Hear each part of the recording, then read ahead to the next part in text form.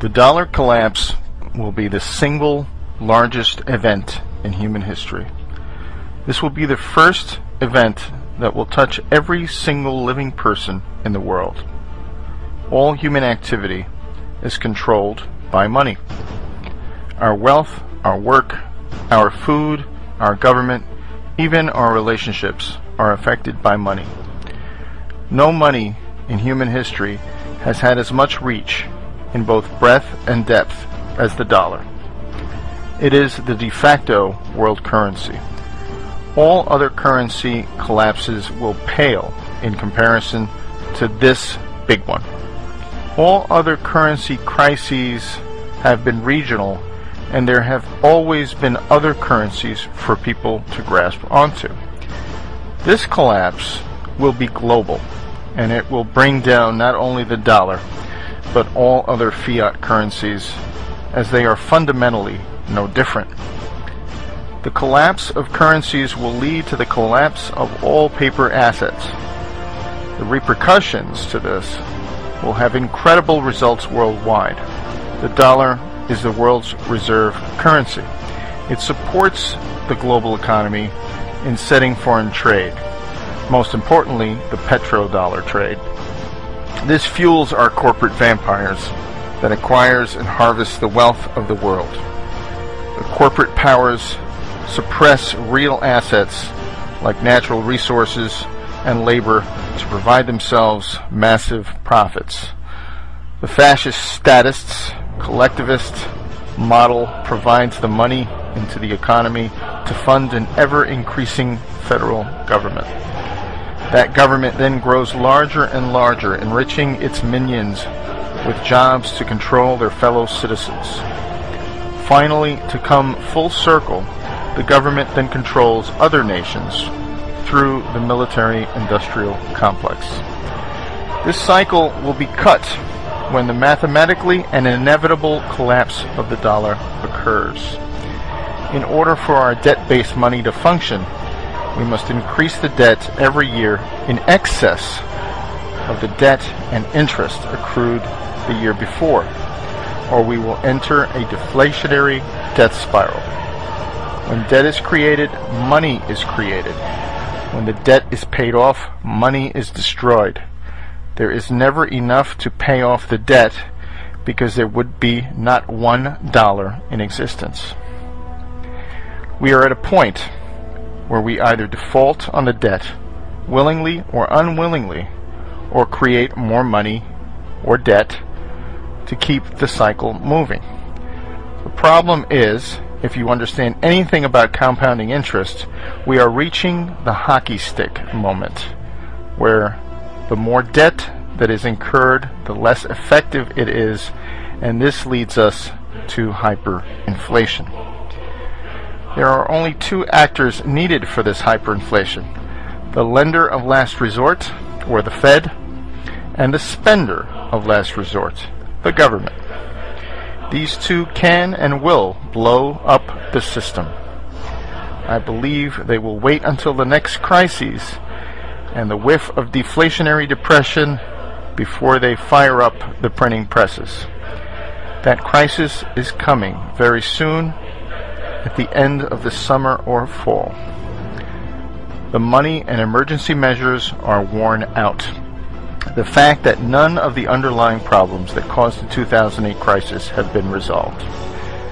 The only thing that has happened is that instead of corporate problems, we now have national problems. In this movie, Greece will play a role of Lehman Brothers, and the United States will play the role of AIG.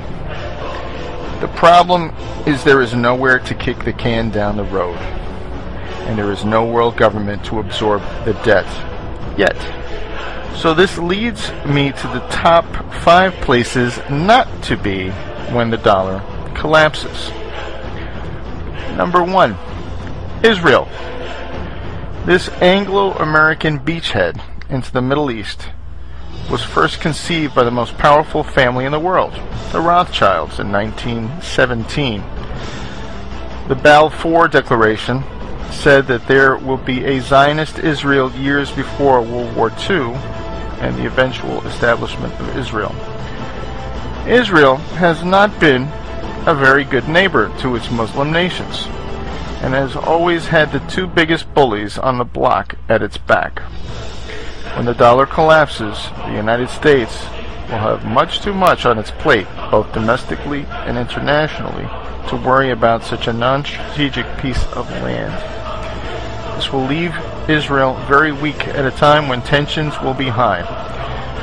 This very thin strip of desert land will not be able to withstand the economic reality of importing its food and fuel, or the political reality of being surrounded by Muslims.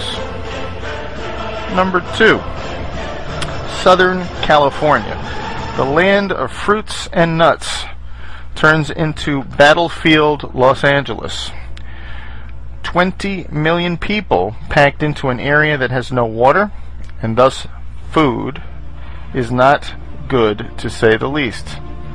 Throw on top of the huge wealth disparities and the proximity to a narco state, and this does not bode well. We have seen riots from Rodney King. What will happen when the dollar is destroyed and food and fuel stop coming into this area? People will get desperate and do crazy things, especially when a huge proportion of its citizens are on antidepressants. If food and fuel cannot get in, what about Prozac? At a time when people's worlds are falling apart, they lack the ability to deal with this new paradigm. If people come off these drugs too fast, they will suffer psychotic breaks, and you will have thousands of shootings or suicides.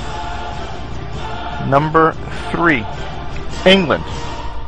The land of the Big Brother and former empire of the worldwide slave and drug trade will suffer heavily. The stiff upper lip that the British elite ingrained into the sheeple will not work anymore as the British population explodes.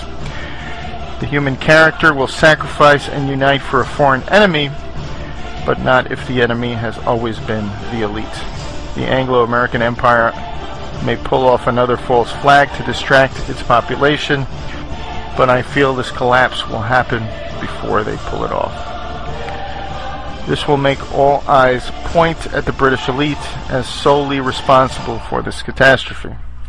We have seen massive riots for soccer matches with hooligans. What will happen when this island with very little food and fuel gets cut off? Number 4, New York City. Another large urban area living too high on the dollar hog.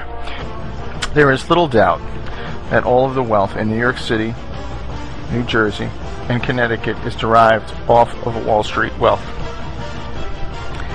The savings and investments of the whole nation and much of the world flows through this financial capital. As the world wakes up to the massive financial fraud, this will lead to the destruction of capital like we have never seen before. This will have tremendous effects on the regional economy, as people driving in Mercedes suddenly wonder where their next meal is coming from. Number 5, Washington, D.C. The political collapse of the federal government will wreak havoc on the hugely inflated local economy. As more and more states find it necessary to assert their natural control, the federal government will suddenly lose power and importance as the whole world suffers from a global Hurricane Katrina. The money that they create and spend will become worthless, and the government minions' pensions will evaporate. Millions that once relied on the ability to force others to send their money to them will learn that the real power has always been at the most local level. Massive decentralization will be the answer to globalization gone mad. Local families and communities will forego spending money and power out of their community, as they will care about their next meal and keeping warm. As Ayn Rand once said, "You can ignore reality, but you cannot ignore the consequences of ignoring reality. To sum up, those areas that have lived highest on the hog in the dollar paradigm will most likely be the worst places to live when the dollar collapses.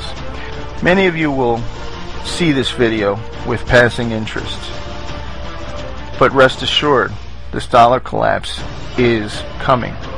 It is a mathematical inevitability. We will not be as fortunate to muddle through this collapse like we did in 2008, when it was a corporate problem. This time around, it is a national and global problem. The global Ponzi scheme has run out of gas. As the demographics decline, as cheap, abundant oil declines, as hegemonic power declines, this comes at a time when we reach the exponential or collapse phase of our money. The irresistible force paradox says, what happens when an unstoppable force meets an immovable object? We are about to find out when infinite money hits a very finite world.